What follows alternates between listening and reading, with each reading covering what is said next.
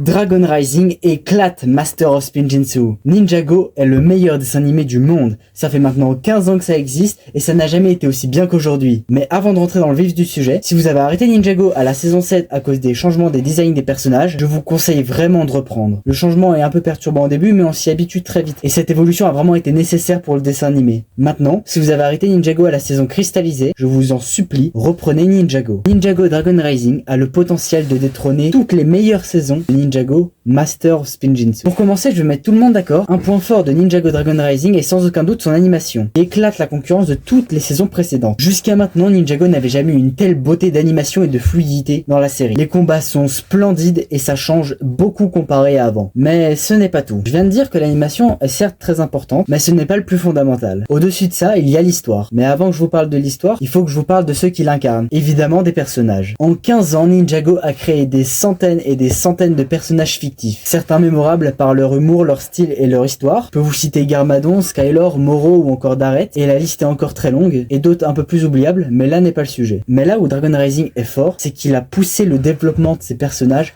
au niveau supérieur. Malgré le fait que ça fait que 3 ans que ça existe, citez-moi un méchant qui a plus d'ambition que Lord Ras dans les 4 premières saisons de Ninjago. Vous ne trouverez pas? Thor, il veut se venger. Garmadon transformer le monde à son image. L'Overlord plonger le monde dans les ténèbres. Et Maître Chen se transformer en serpent.